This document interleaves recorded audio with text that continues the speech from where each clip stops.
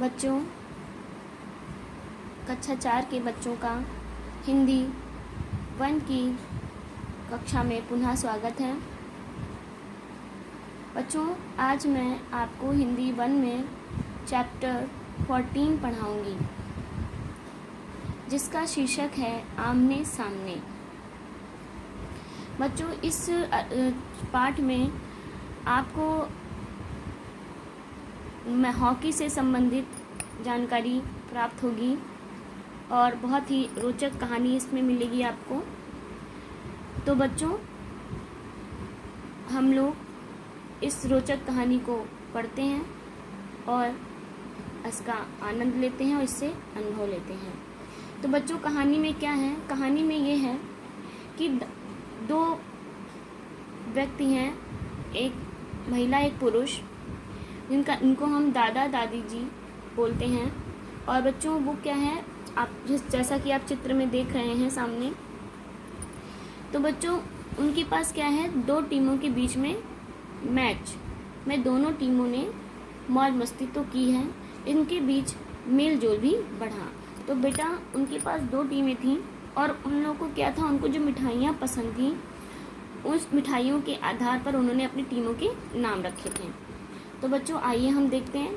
लिखा है, दादाजी एक हष्ट-पुष्ट यानी कि स्वस्थ आदमी थे।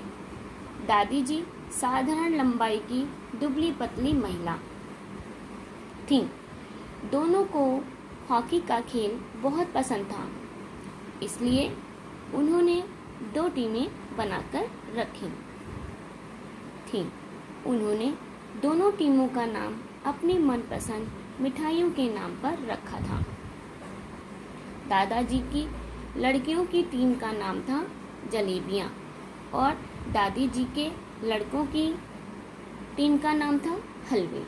जैसे कि दादाजी को जलेबियाँ पसंद थी, तो दादाजी ने अपनी टीम का नाम, लड़कियों की टीम का नाम क्या रखा? जलेबियाँ रखा था। और दादी जी को हलवा पसंद था, तो उन्होंने अपनी टीम का नाम हलवे रखा था। दोनों टीमें मोहल्ले के एक वीरान से पार्क, जैसे कि आपको पता है कि अपने आहासक्ति कॉलोनी में एक पार्क होता है, तो वहाँ पे क्या होता था, पार्क में रोज मैंने प्रतिदिन हॉकी खेलती थी। उस पार्क के क्या किया, उन्होंने 2 भाग किए। जो पार्क था उनके पड़ोस में, उसके उन्होंने 2 भाग किए थे। एक में लड़के यानी दादी जी के लड़के यानी दादी जी के हलवे खेलते थे, दूसरे में लड़कियां यानी दादाजी की जलेबियां खेलती थीं। दोनों मानते थे कि उनकी टीम सबसे अच्छी है। बच्चों देखिए, कोई भी अपनी चीज़ को बेकार नहीं कहता है, तो दोनों का मानना ये था कि हम दोनों, वो दादाजी का कहना था मेरी टीम अच्छी है, दादी का कहना था मेरी टीम अच्छी है। तो एक दिन क्या हुआ, दादाजी और दादी जी में इसी बात पर ठन गई। मतलब कि उन्होंने कहा कि चलो इसमें हम क्या करते हैं, उन्होंने अपनी टीम को अच्छे से अच्छा साबित करने के लिए क्या किया, दोनों टीमों का एक मैच रख दिया। आगामी रविवार यानी कि आने वाले रविवार को शाम 4 बजे समय तय हो गया। फिर आज रविवार था। हलवे और जलेबियों के बीच मुकाबले की घड़ी आ चुकी थी। इधर दादी जी ने हलवे को कुछ नए पैतरे सिखाए और उधर दादाजी ने जलेबियों को सीख दी। दोनों ने अपने मित्रों, आस पड़ोस के लोगों को इस मुकाबले को देखने और टीमों का उत्साह बढ़ाने के लिए बुला लिया था। जैसा कि बच्चों देखिए, अगर कॉलोनी में या कहीं भी मैच होता है, जिनको पसंद है वो लोग क्या उसको देखने भी जाएंगे और वहाँ पे उत्साह बढ़ाने के लिए भी जाते हैं। फिर क्या हुआ बच्चों, देखते हैं।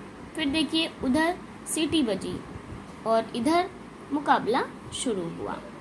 पहले दांव से ही जलेबियों ने अपना आक्रमण बनाए रखा और हलवे ने बड़ी कामयाबी से उन्हें रोके रखा। 10 मिनट बाद पैतरे बदले और युद्ध जारी रहा। हाफ टाइम तक कोई भी टीम गोल नहीं कर पाई और ना ही दूसरे हाफ में ही कोई गोल हुआ। अतिरिक्त समय का खेल चला। मैच के हर रोचक क्षण के साथ दोनों टीमों के समर्थकों का चिल्लाना रोचक क्षण के साथ साथ दोनों टीमों के समर्थकों का चिल्लाना, ताली बजाना और कभी कभी चिढ़ाना जारी रहा। जैसे कि हम लोग करते हैं, जो टीम हमें पसंद होती है वो अगर जीत रही तो हम दूसरी टीम को क्या करते हैं, चिढ़ाने लगते हैं या ताली बजाने लगते हैं, चिल्लाने लगते हैं।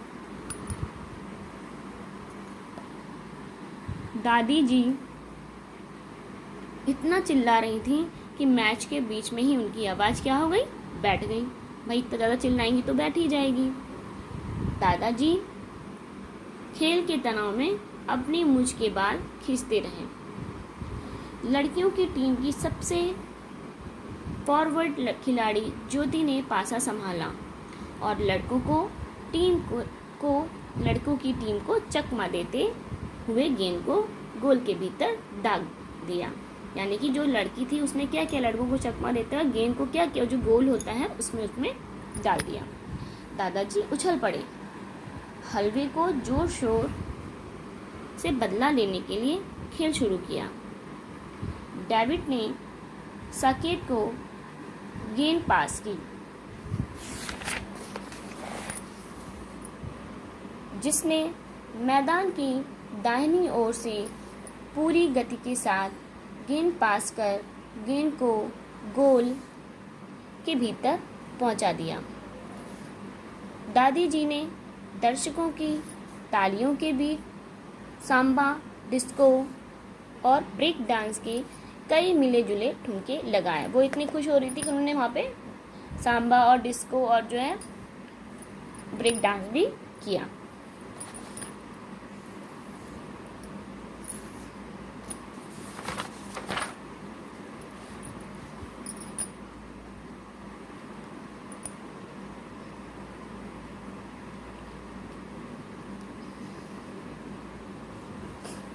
अब बच्चों आगे देखते हैं। अब तो मैच का रोमांच पूरी तरह से सब पर छा चुका था।